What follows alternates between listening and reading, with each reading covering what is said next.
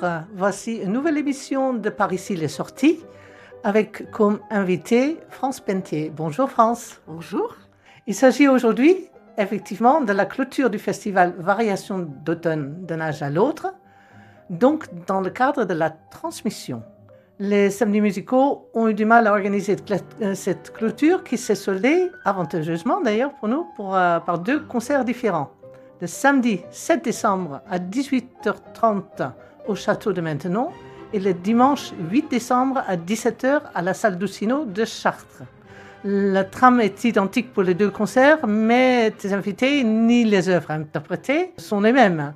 Donc tu joueras en soliste avant de nous présenter tes invités. Le concert à Maintenon a lieu dans le cadre des 350 ans, c'est-à-dire cela fait en 2024 350 ans que Françoise d'Aubignaud a acheté le château de Maintenon, quand même, déjà. Alors, commençons par ce concert de samedi 7 décembre à 18h30 au château de Maintenon, si tu veux bien. Oui, bien sûr. Mais avant tout, je voudrais remercier Yvonne qui m'a donné cette grande chance de faire ces deux concerts. Au début, c'était Chartres et Dreux. Alors, c'est vrai qu'il n'était pas question d'Elisabeth Jacquet de la Guerre. Et puis, quand Dreux n'a pas pu se faire à cause des flombards, oui. Voilà, et qu'elle m'a dit que c'était à l'occasion des 350 ans de l'achat du château par Madame de Maintenon, je me suis dit, il faut absolument trouver un lien. Le lien est venu très vite. Elisabeth Jacquet de la Guerre a été très, très connue à son temps. C'était une des plus connues. Alors, pourquoi la transmission? Parce qu'il s'agit là aussi de transmission, ne s'est pas faite. On peut s'interroger. Par exemple, Bach n'a pas toujours été à la mode. Schubert, moi, quand j'étais jeune, il y a 65 ans, on jouait pas de Schubert. Exact. Donc, il y a des cycles, et c'est très difficile à expliquer. Mais Elisabeth Jacquet de la Guerre était en tout cas très, très connue. Elle a dédié toutes ses œuvres de sa fin de vie à Louis XIV, et il est plus que vraisemblable qu'elle a joué dans les salons de Madame de Maintenon, présentés par Madame de Montespan. Oui, bien sûr. Oui. Alors, j'ai donc décidé de jouer de l'Elisabeth Jacquet de la Guerre. Oui, mais c'est pas du piano, c'est du clavecin. Alors, il y a des pianistes formidables qui ont transcrit Couperin, qui ont transcrit Rameau, et ça marche bien. Mais c'est un vrai travail, parce que il n'y avait pas la pédale, il n'y avait pas les nuances, mais on sait quand même que les nuances, les violonistes les faisaient, les chanteurs les faisaient. Donc, je pense qu'on peut se permettre de faire des nuances au piano. Donc voilà, je me suis lancée là-dedans et j'ai eu envie de vous faire aimer cette musique. Voilà. Et alors, je pars tout de suite de l'œuvre d'après, parce que dans mes programmes, j'aime bien que les œuvres s'enchaînent et qu'on n'applaudisse pas tout le temps. Et en fait, alors là, je vais embêter Yvonne parce que je lui parle du deuxième concert. Mon premier désir, quand elle m'a dit ça, c'était d'enchaîner le prélude de Bach avec le nocturne de Chopin en ut mineur. Prélude de Bach en do. Oui. Je trouve que c'est un enchaînement qui se fait bien. Quand j'ai décidé de jouer de l'Elisabeth Jacquet de la Guerre, tout était fichu. Je voulais pas jouer du Bach et d'Elisabeth Jacquet de la Guerre au même concert. Donc j'ai cherché qu'est-ce que je pouvais bien enchaîner. J'avais prévu de jouer à un moment donné le premier mouvement du concerto de Saint-Saëns, qui commence par un grand arpège en sol, et la suite d'Elisabeth Jacquet de la Guerre est en sol. Et je me suis dit que ce serait extraordinaire de finir. On ne sait pas si c'est fini. Je commence le sous Saint-Saëns. On ne sait pas si c'est un autre bout d'Elisabeth Jacquet de la Guerre qui commence, ou si j'ai sauté 350 ans. Comme ça. Voilà, donc c'est pour ça que je parle du oui, c'est génial. Mais peut-être on peut maintenant écouter un peu de oui, parce que ça nous ramène quelques siècles en arrière. Donc, effectivement, je vous propose d'écouter un extrait d'œuvre d'Elisabeth Jacquet de la Guerre, ici au clavecin. Donc, écoutons l'extrait.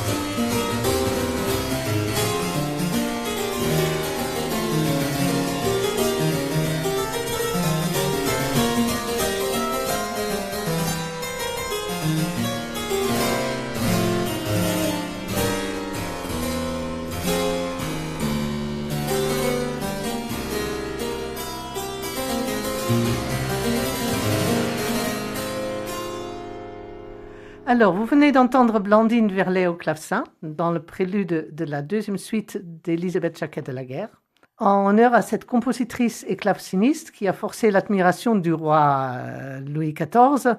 France Pentier jouera une œuvre d'elle samedi 7 décembre à Maintenon, dans le château, dans l'orangerie, à 18h30. Forcément, nous n'avons pas de clavecin à notre disposition et tu nous interpréteras la musique d'Élisabeth Jacquet de la Guerre au piano.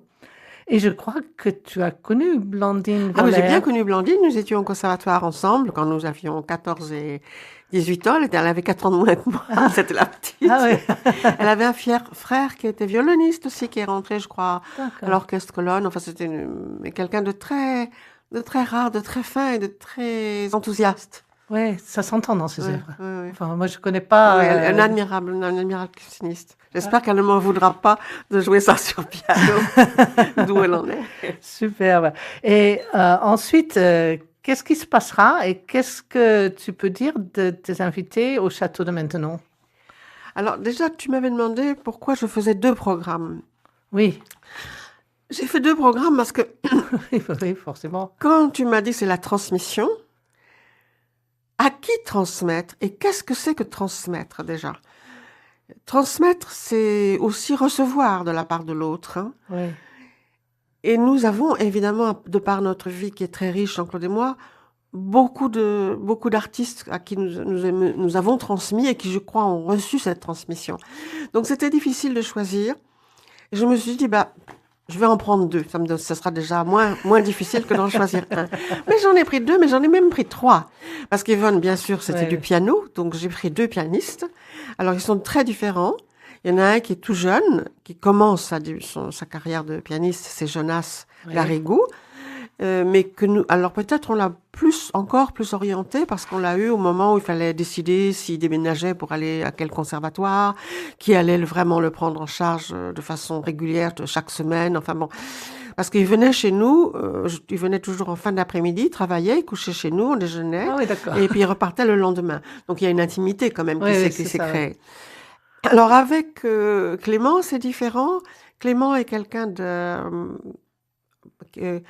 très marginal dans sa pensée, dans sa démarche. Il est très en recherche d'une vérité absolue que personne ne trouve. Et donc, je pense qu'il a été très influencé par le discours de Jean-Claude, pas seulement musical, mais aussi intellectuel, culturel. Et donc, c'est devenu, c'est mon filleul maintenant. Ah oui. Et alors, lui est plus dans la carrière. Et lui, alors, il a eu une démarche aussi un peu, il s'est lancé vers le jazz. Il écrit beaucoup de jazz. Et je trouvais ça intéressant aussi de passer par cette filière-là. Parce que, en fait, la transmission, elle est à tous les degrés. C'est pas seulement de dire je vais enseigner. On enseigne, mais on transmet autre chose en même temps. J'ai voulu mettre ma petite fille parce que je me suis dit ma petite fille, bon, elle joue pas de piano, mais pourquoi est-ce qu'elle fait de la musique professionnellement? Parce que son père était un excellent amateur, parce qu'elle vit auprès de nous et qu'elle est tout le temps en concert, ça a forcément influencé son choix. Oui. Donc voilà, et je me suis dit c'est bien de prendre des gens différents. Et la transmission, elle est aussi, ça je voudrais en parler 2 secondes, dans l'interprétation. Parce que interpréter, si je vous montre un tableau, le tableau, vous le voyez, vous l'aimez ou vous l'aimez pas, mais vous le voyez. Je vous montre une partition. Pour vous, c'est rien, vous n'entendez rien. Oui. Donc, il faut un interprète. Et cet interprète, il n'est pas là pour montrer qu'il bouge bien ses doigts ou pour se faire valoir. Il est là pour essayer de trouver l'essence de ce qu'a voulu faire le compositeur et le transmettre à un public, lui transmettre les joies, les tristesses, les douceurs, voilà. Alors, il y a eu ce premier choix, donc tous ces choix-là en même temps. Puis, il y a eu le choix des 2 pianos, parce que les pianos que vous me proposez sont très différents. Le piano de Maintenon est un vieux piano, c'est une vieille dame merveilleuse, mais c'est un vieux piano. Oui. Le piano de Duzzino est différent. Oui.